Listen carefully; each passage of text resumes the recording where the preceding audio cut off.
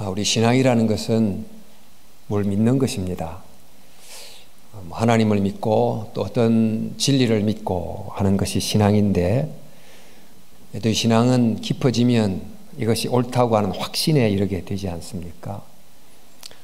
그런데 확신이 우리로 하여금 계속 참에 이르게 하고 또 진리에 이르게 하는 길이 되지만, 그런 어떤 경우는 이 확신이 참 신앙에 이르지 못하게 막는 방해물이 될 때도 있습니다.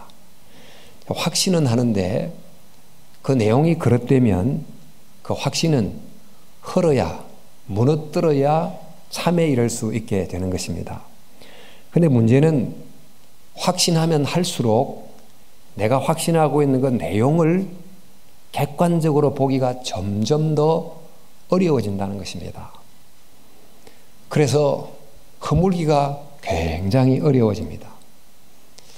그러나 신앙이라는 것은 그릇된 확신을 허물어 참된 신앙을 심는 것, 세우는 것, 이런 과정이라고 봐도 되겠죠. 우리 지금 묵상하고 있는 구약의 예레미야 말씀이 바로 그런 내용을 담고 있습니다마는, 구약의 예레미야 선지자는 북이스라엘이 망한 이후 남유다에서 활동을 했습니다. 그 당시 상황은 아시리아라는 나라가 세계를 제패하고 있었습니다.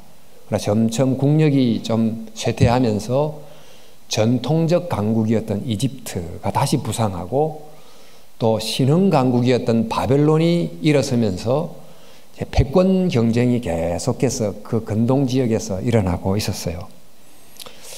이런 상황 속에 유다 왕실은 두 나라 중에 어느 나라 편에 설 건가를 늘 줄을 재면서 조정에서는 친이집트파, 또 친바벨론파 이렇게 나누어져 가지고 우리가 생각하는 이 정치적 판단이 옳다, 우리가 주장하는 이런 외교적 노선이 옳다 하고 서로가 굉장히 다퉜습니다. 말하자면 그 유대 왕정의 지도층 사이에 정치적 확신이 서로 간에 굉장히 강하다 보니까 타협이 없이 늘 부딪힌 거지요. 지금 우리도 이제 좌우 타협이 없이 부딪히는 그런 상황이 일어나게 됐습니다. 그런데 이제 백성들은 이런 상황 속에서 비록 국제 정세가 좀 복잡하긴 하지만 우리들의 현재의 이 큰 문제가 없는 삶은 계속 지속될 것이다 라고 생각했어요. 또 예루살렘 성전에서 이전처럼 계속 제사를 드리면 성전에 계신 하나님께서 우리를 지켜주실 것이다, 이런 확신을 가졌습니다. 이런 확신을 가졌기에 지금 실제 현실을 냉철하게 바라기보다 이런 확신에 근거해서 우리는 평안하다, 우리는 안전하다, 우리는 문제없다 하고 하루 이틀 지내고 있었습니다. 자, 이런 속에 있었던 유다 백성을 향하여 하나님께서 한 사람을 부르십니다. 바로 그 사람이 예레미야입니다. 그 예레미야를 불러서 사명을 주시는데 그 사명의 내용이 이런 내용입니다. 오늘 읽었던 말씀처럼 너희는 뽑고 또 부수뜨리고 허물고 하는 사명을 주신 거예요. 이제 유다 백성들이 이렇게 안전하다, 편안하다 이런 생각을 하고 살아갔던 그 이유가 있는데, 그 이유 중에 하나는 선민의식입니다. 우리는 다윗 후손이다라고 하는 선민의식을 굉장히 가지고 있었어요. 북이스라엘 남유다가 갈라지게 됐을 때 북이스라엘에는 10지파가 소속이 되어 있었고 남유다는 2지파가 있었는데, 초기는 10지파가 소속된 북이스라엘이 훨씬 강력했습니다만 그 북이스라엘이 망합니다. 그러나 남유다는 아직 망하고 있지 않게 된 것을 보고, 이는 하나님께서 다윗의 왕조가 영원할 것이라고 약속했기 때문이고, 또 그 약속을 따라서 하나님은 유다를 지켜주실 것이다. 또 그런 다윗의 통치를 받고 있는 우리는 다윗의 백성이다, 우리는 안전하다, 이렇게 생각했습니다. 그럼 또 하나는 예루살렘 성전에 대한 확신을 가지고 있었습니다. 예루살렘의 수도이자 하나님의 집에 있는 예루살렘 성전이 있기 때문에 이 성전에 하나님이 계시고 이 하나님께 열심히 제사를 드리면 그 하나님이 우리를 지켜주시니 당연히 예루살렘은 안전하다라고 하는 확신을 갖고 있었어요. 근데 이 두 가지가 그 당시 유대 백성들이 갖고 있는 대중적 확신이었는데 이 다수의 예언자들은 그 확신이 옳다고 계속해서 주장하는 설교를 했고 또 대부분의 제사장들은 성전에서 열심히 제사를 드리면서 성전이 우리에게 안전을 제공해 준다라고 이야기를 했습니다. 자, 그러다 보니까 백성들의 이런 대중적 신념이 예언자들과 제사장들에 의해서 더 강화가 되고 또 그 백성들은 그 확신을 더 굳게 붙들면서 성전신학 또 선민의식 또 예언자들의 설교가 삼박자로 계속해서 그들의 확신을 더 굳게 만들어 갔습니다. 그러나 여러분, 이것이 정말 근거 있는 바른 확신이었을까? 말씀드린 처럼 이런 상황 속에서 하나님께서 한 사람을 부르는데 그 사람이 바로 예레미야고 예레미야에게 사명을 주시기를 보라 내가 오늘 너를 여러 나라와 여러 왕국 위에 세워 내가 그것을 뽑고 파괴하고 파멸하고 넘어뜨리며 건설하고 심게 하였느니라. 이런 사명을 주셨습니다. 이 사명은 나라들과 왕국들을 뽑고 파괴하고 파멸하고 넘어뜨리게 하는 사명인데 어떻게 일개 선지자 한 사람이 무슨 힘으로 여러 나라들을 왕국들을 이렇게 할 수 있겠습니까? 바로 이 선지자가 할 수 있는 일은 무력이나 군사력이 아닌 진리의 말씀을 가지고 이런 일을 하는 것이지요. 지금 아시리아가 세계를 호령할 그때 아시리아 안에서는 어떤 말이 굉장히 많았겠습니까? 정치적 구호로 아시리아는 영원하다 이런 말이 떠돌지 않았겠습니까? 그런 말이 진리처럼 정말 아시리아 제국의 사람들이 다 받아들이고 있었을 때 예레미야가 진리의 말씀을 가지고 그렇지 않다. 아시리아는 영원하지 않다라고 하면서 그 시대의 그릇된 확신을 부수는 사역을 하셨어요. 이런 그 헐고 부수는 사역을 남유다에도 했습니다마는 남유다의 경우에는 무엇을 헐고 부수셨는가? 제일 먼저가 우리 선민의식, 그릇된 선민의식을 헐고 부수게 됐는데 앞서 이제 말한 것처럼 그들은 다윗의 후손입니다. 또 하나님이 다윗과 언약을 맺었기 때문에 또 다윗의 보좌가 영원하리라고 약속하셨기 때문에 다윗을 이어받은 왕들이 어떤 통치를 하든지 상관이 없이 그 언약은 유효하다고 생각했어요. 그런데 예레미야는 이야기하기를 우리 하나님 말씀 다윗의 보좌에 앉은 유다의 왕들아 너희는 공평과 공의를 실천하고 억압하는 자들의 손에서 고통받는 자들을 구하여 주고 외국인과 고아와 과부를 괴롭히거나 학대하지 말며 이곳에서 무죄한 사람들의 피를 흘리게 하지 말아라.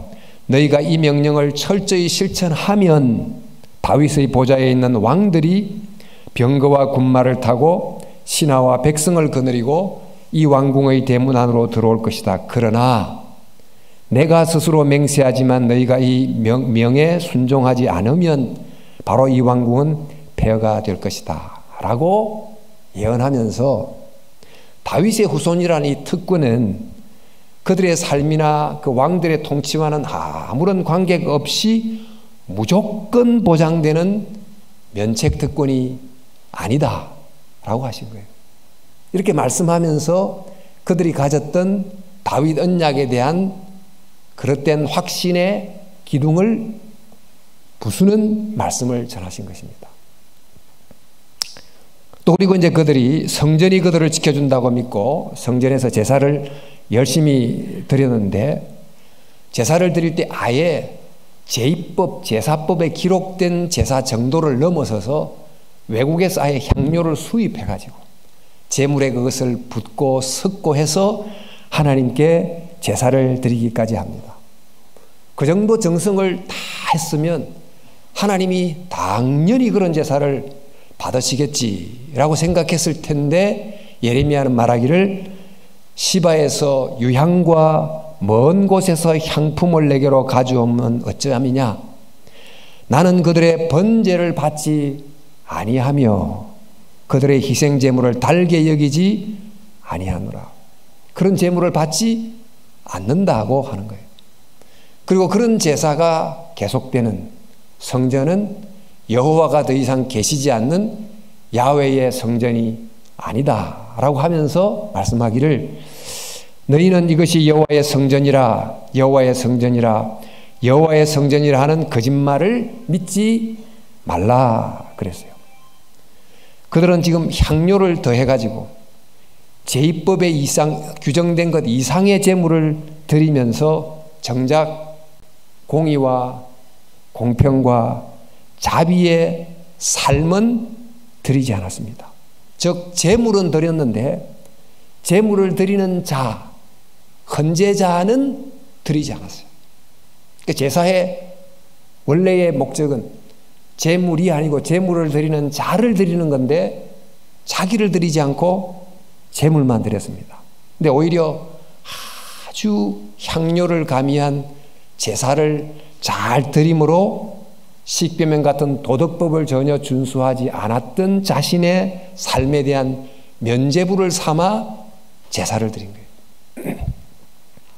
그래서 말하기를, 오늘 너희가 도둑질하며 살인하며 간음하며 거짓 맹세하며 바알에게 분향하며 너희가 알지 못하는 다른 신들을 따르면서 내 이름으로 일컫는 이 집에 들어와서 내 앞에 말하기를 우리가 구원을 얻었나이다 하느냐. 이는 이 모든 가정한 일을 행하려 함이로다 라고 선포합니다. 그래서 이제 이 예레미야는 마치 하나님을 재물만 탐하는 이방 하급신 정도로만 여기는 이런 제사는 하나님을 향한 모욕적 우상숭배라고 규정을 하면서 그들이 가지고 있었던 성전 신앙에 대한 그릇된 확신을 깨뜨리고 있어요. 이처럼 예레미야는 그 특권적 선민의식과 또 왜곡된 성전 신앙이라는 확신을 무너뜨리는 말씀을 하니까 백성들이 그것을 탈게 받고 고쳐야 되는데 회개하기는커녕 예레미야를 붙잡고 때리고 박해하고 결국 감옥에 가두게 됩니다. 나중에 바벨론이 망하고 나서야 비로소 예레미야 말이 옳았구나 하는 걸 뒤늦게 이제 깨닫게 되는 거죠. 근데 바로 이런 예레미야의 망치 같은 말씀으로 그릇된 확신을 부수시는 이 사역을 예수님도 똑같이 하셨어요. 예수님 당시에 유대 백성들도 유사한 어떤 확신을 가지고 있었습니다. 그것이 바로 우리는 아브라함의 후손이다, 우리는 다윗의 후손이다 라고 하는 선민의식을 가졌는데, 이 선민의식은 우리가 선민답게 살기 때문에 가진 게 아니고 순전히 우리는 아브라함과 다윗의 혈통적 후손이니까 선민이다 하는 생각을 갖고 있었어요. 그러니까 혈통적 후손이니까 우리는 배타적으로 보호받고 특별히 선택된 백성이라고 생각하면서 우리와 혈통이 다른 타 민족을 향하여 굉장한 경멸을 보내는 태도를 서슴지 않았습니다. 그러니까 자기 민족을 중심으로 한 선민 의미를 완전히 곡해해버린 거지요.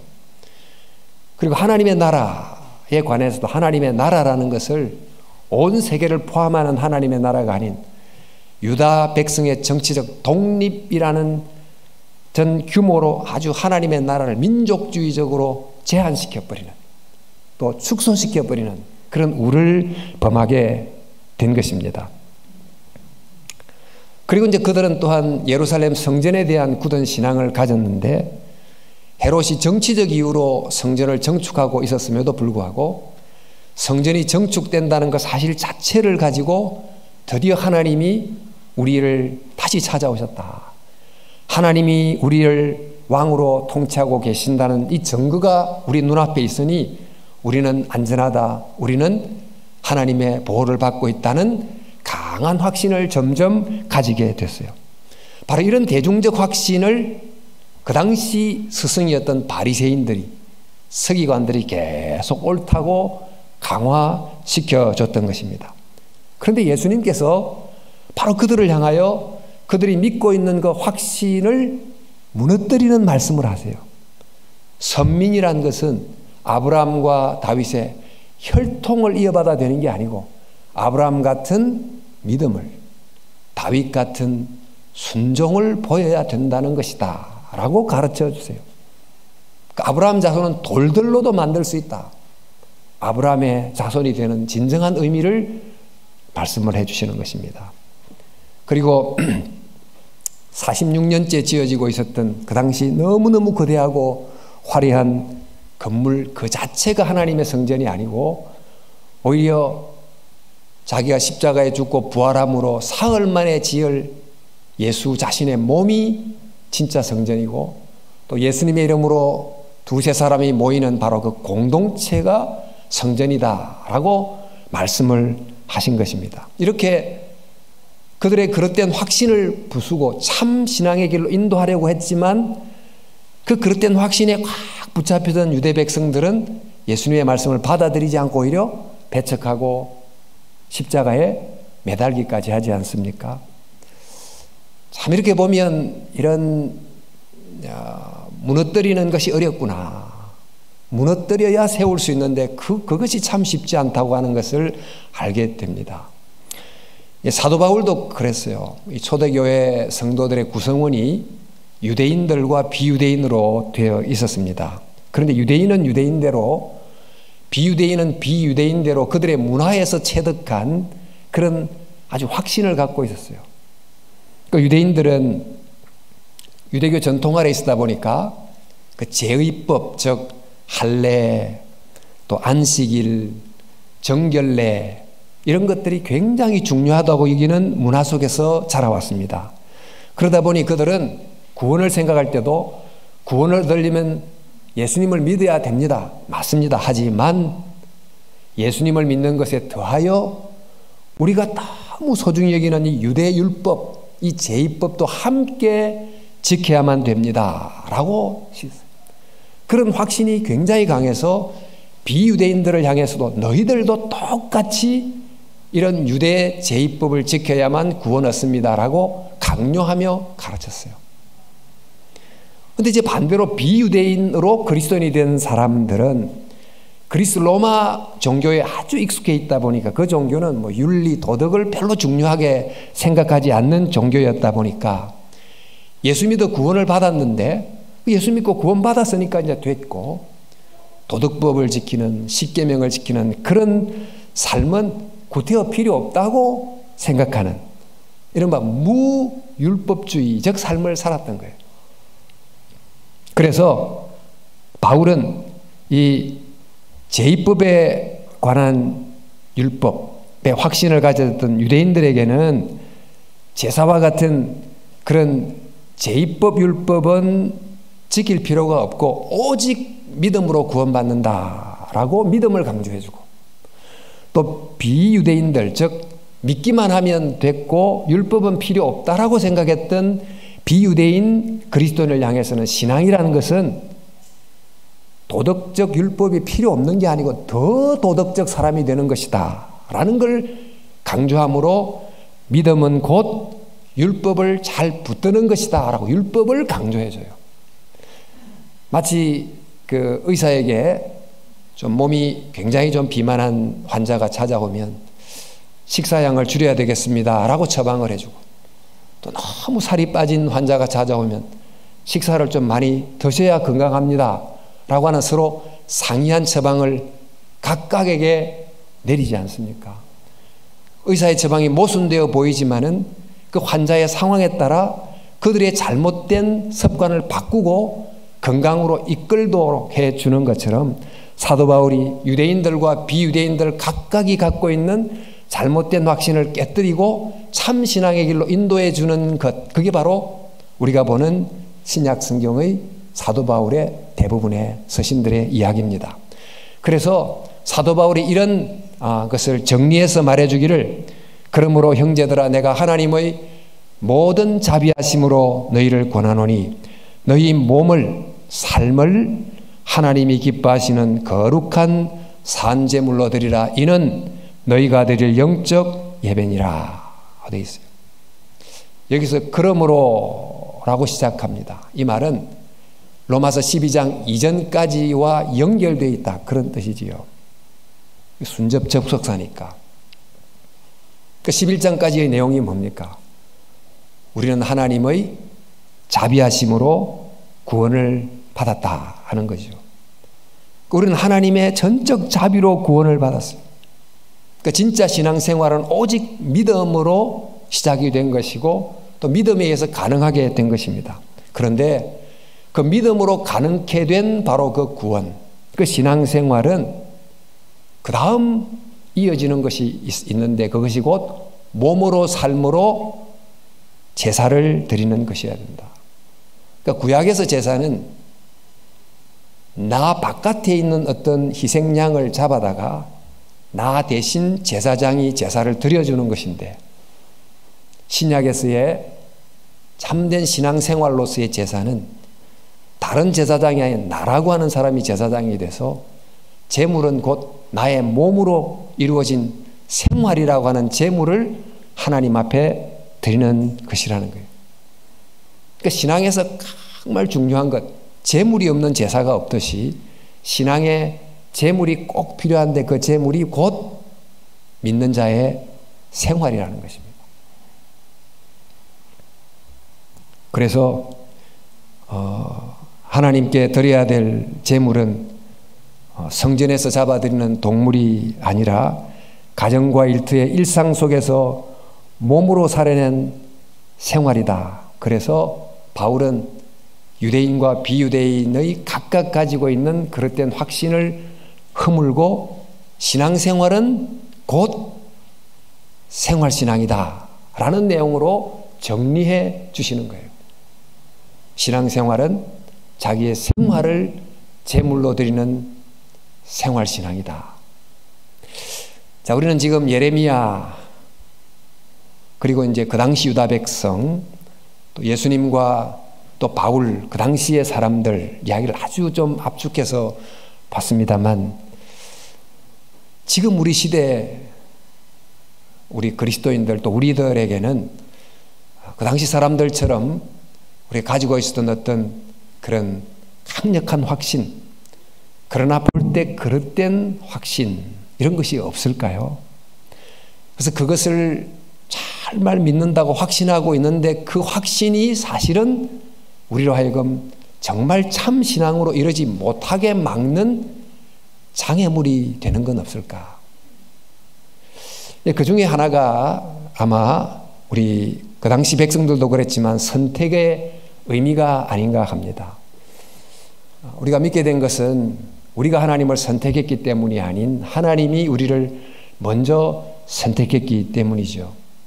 하나님이 나를 선택했기 때문에 내가 믿었다. 이 말은 나란 존재는 내 스스로 하나님을 선택할 수 없는 너무 부족한, 정말 나의 힘으로는 구원을 얻을 능력이 조금도 없기 때문에 나를 먼저 선택해 주셨다라는 뜻입니다. 그러니까 하나님이 나를 선택해 줬다는 것은 나의 무능함과 무가치함을 자각하게 해주는 겸손을 이야기해 주는 교리입니다. 그런데 이 선택의 의미가 바뀔 수가 있어요. 나는 선택을 받았다라고 하는 것은 내가 구원을 보장받았다는 뜻이니 그 다음에는 특별하게 달리 살아야 될 이유가 없을 수도 있다고 생각하거나 또 그들과는 다르게 우리만 특별한 사랑의 대상이라 라고 생각할 수도 있습니다. 이렇게 생각하면 선택받았다는 것은 말 그대로 남다른 특권이 됩니다. 그러면서 유다 백성, 과거 유다 백성과 비슷한 선민의 확신을 갖게 될 수 있습니다. 그러나 한번 생각해 보십시오. 하나님이 이스라엘 백성을 노예 상태에서 끌어내셨어요. 노예였던 그들을 이끌어내신 그 이유, 그렇게 선택한 이유는 그들만 노예 상태에서 끌어내고 다른 사람들은 죄라고 하는, 또 정욕이라고 하는, 세상 물질이라고 하는 노예 상태 그대로 두려고 그들을 먼저 끌어냈습니까? 그들을 애굽이라는 노예 상태로부터 먼저 끌어내신 이유는 또 다른 종류의 수많은 애굽 속에서 노예로 있는 그들을 끌어내게 하려고 먼저 선택한 거거든요.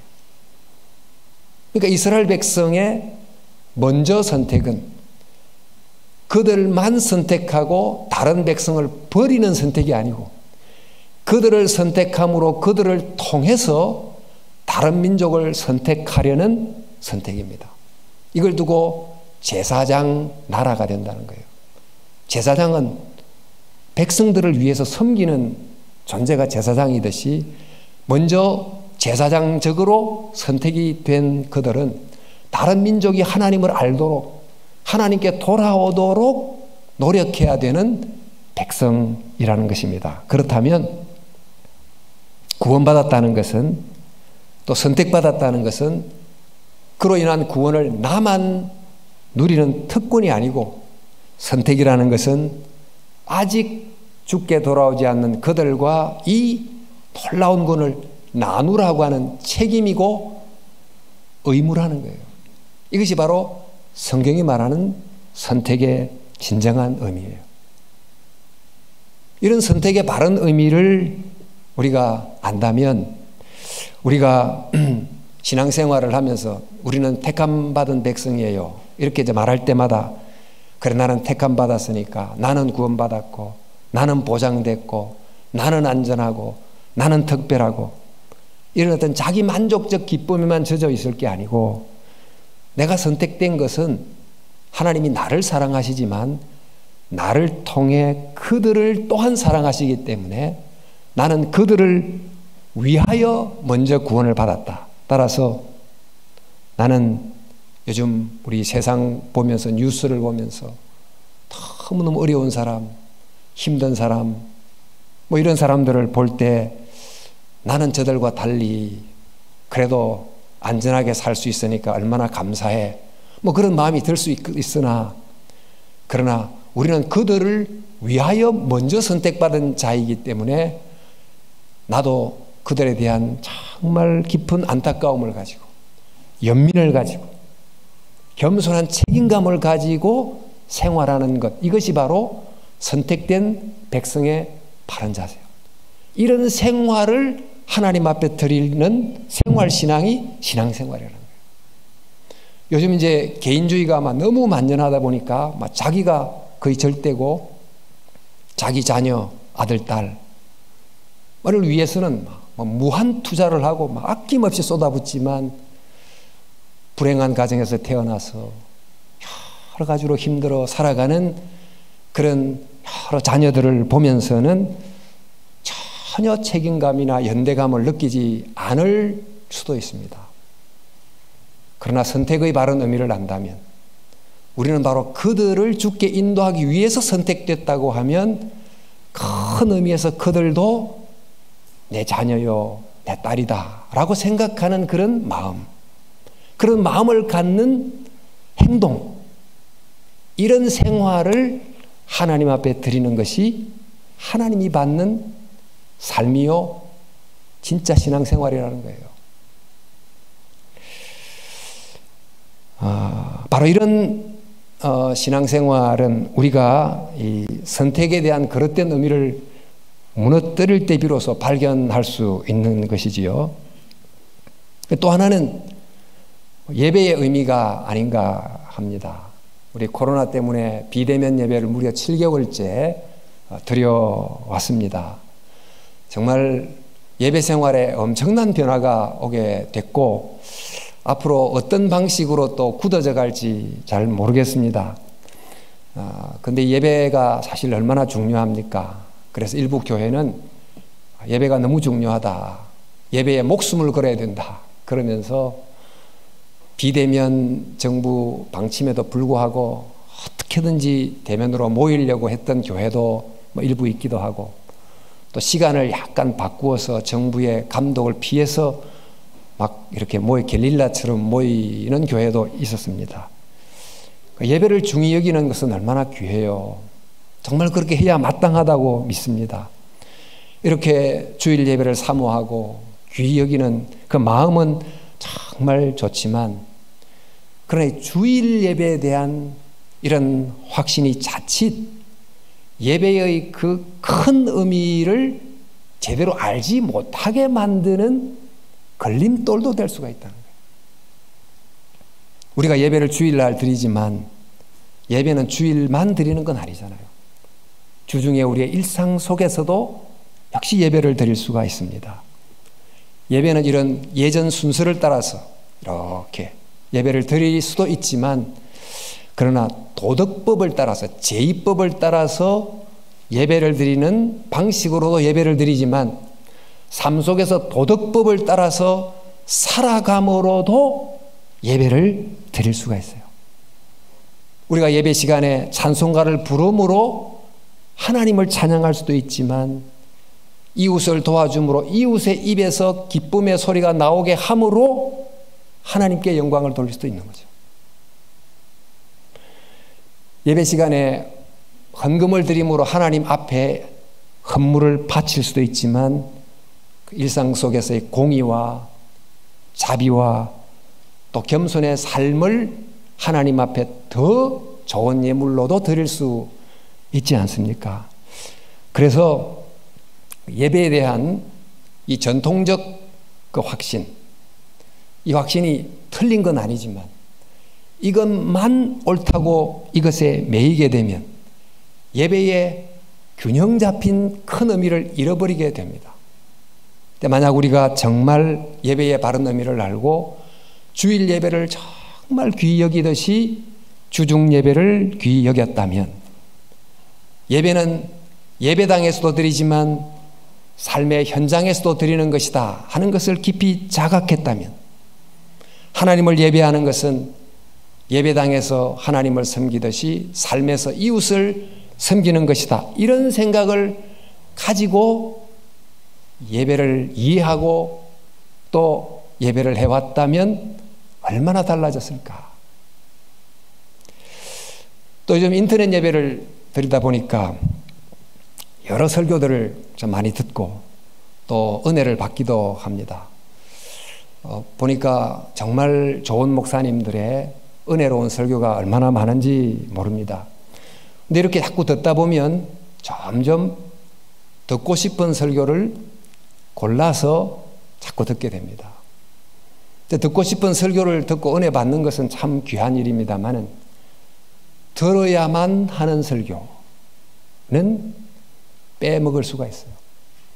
나에게 위로를 주고 또 마음을 쓰다듬어 주고 힘이 되게 해주는 이런 설교를 잔뜩 듣기만 하고, 예레미야가 말했던 사실 나의 문제점을 밝혀내고 또 나의 거짓 확신을 무너뜨리는 망치 같은 말씀은 거의 듣지 않는 쪽으로 갈 수 있다는 것입니다. 사실 예배를 드린다는 것, 말씀을 듣는다는 진짜 의미는 내게 마음에 드는 또 내 귀를 즐겁게 해주는 설교를 자꾸 듣는 게 아니고, 오늘 들었던 말씀을 통해서 내게 주는 하나님의 메시지를 붙잡는 게 핵심인데, 그것이 빠져버린 예배라면, 설교라면 어쩌면 내가 원하는 상품을 막 서칭해서 쇼핑하는 그런 일종의 종교 쇼핑과 또 예배 소비와 큰 차이가 없을 수도 있다는 것입니다.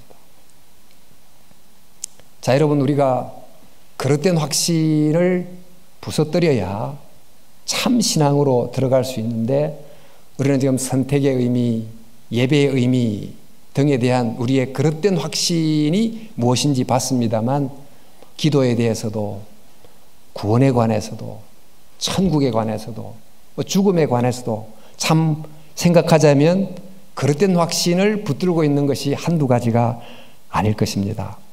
그러나 예레미야가 정말 이스라엘 백성들에게 했던 바로 그 망치 같은 말씀의 사역이 사실 우리 시대에 더 필요한지도 모르겠습니다. 지금 코로나 때문에 정말 힘이 듭니다. 또 만나서 이야기를 하다 보면 코로나 때문에 믿음이 많이 흔들린 것 같아요. 코로나 때문에 믿음이 많이 약해진 것 같아요. 그렇게 하시는 분이 계십니다. 실제로 교회를 자주 나오지 못하다 보니까 이전처럼 기도 생활도 예배 생활도 자꾸 약해지는 것이 사실입니다. 그러나 외적 상황이 우리의 신앙을 약화시키고 있다는 것은 어쩌면 우리의 신앙의 뿌리가 약하다는 증거인지도 모르겠습니다. 외적 상황이 항상 우리의 신앙을 약화시키는 건 아니에요. 지금 코로나보다도 훨씬 더 심각했던 박해라고 하는 진짜 초대형 광풍이 불었을 그 초대교회 당시, 그 박해라는 광풍 속에서 오히려 믿음의 본질을 이해했던 초대교회 성도들은 신앙의 뿌리를 더 깊이 내리고 정말 정화되고 정결하게 된 강한 그리스도인들이 결국 로마를 바꾼 거예요. 지금 코로나라고 하는 정말 엄청난 광풍이 여전히 불고 있지만, 그러나 우리들이 이런 외부 상황에서 흔들리기보다 신앙에 대한 그릇된 확신을 흘고 본질을 붙들게 하는 그 말씀을 잘 들음으로 뿌리를 제대로 내리게 되면 코로나가 불어도 우리의 신앙은 흔들리지 않고 더 굳게 될 줄로 믿습니다. 저와 여러분이 언제 끝날지 모르는 이 코로나 상황에 있습니다만, 그러나 언제 끝나는가 하는 외적 상황의 변화만 너무 주목하지 마시고 이번 기회에 정말 신앙의 참된 본질을 잘 붙들고 믿음의 깊이를 더 해서 코로나가 불든지 더한 상황이 올지라도 믿음에 흔들리지 않는 굳건한 신앙인이 되자, 이런 각오를 새롭게 다짐하는 저와 여러분 될 수 있기를 주님의 이름으로 축원합니다.